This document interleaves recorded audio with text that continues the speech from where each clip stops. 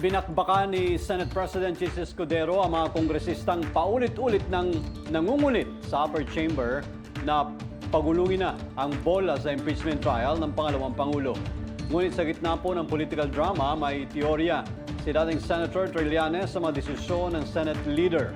Makasama natin sa kwentuhan si Dexter Ganibe.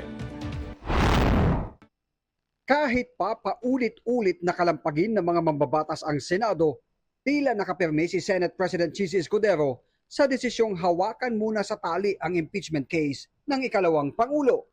Ngunit tila napika na ang senador sa ilang mga kongresista na paulit-ulit nang kinakalabit ang Senate leader na pagulungin na sa upper chamber ang trial.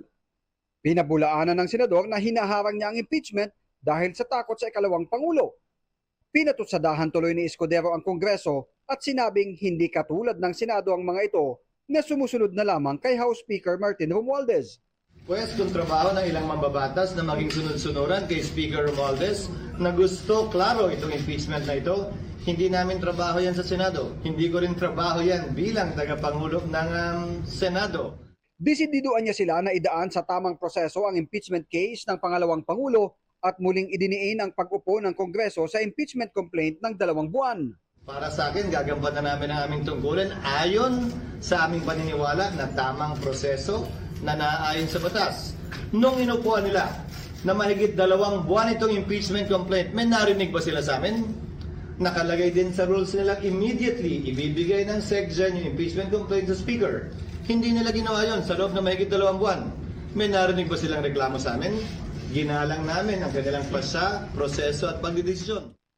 Ngunit sa kabila ng paliwanag ng Senate leader, duda pa rin si dating Senator Antonio Trillanes IV sa totoong motibo ng pagkaantala ng trial ni VP Sara.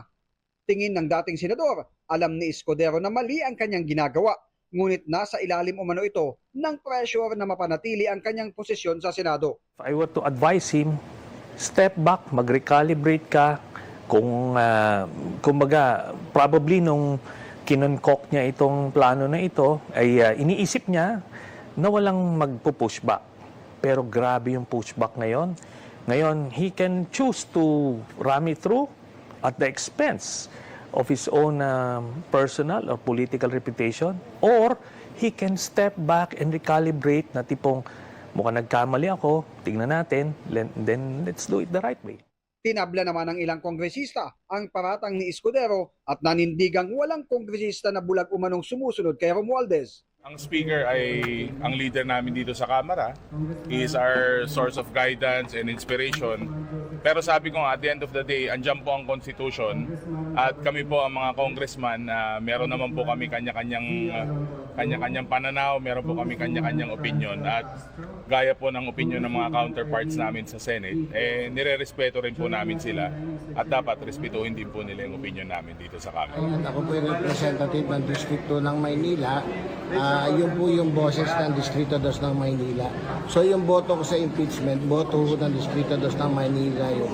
At napatunayan naman yun nung nakaraang eleksyon, ako po yung nanalo muli sa ikatlong pagkakataon. As far as I am concerned, yung move ko sa impeachment, yun ay ayon doon sa dikta ng mga constituency. Ako si Dexter Ganibe para sa Kwentong Politiko.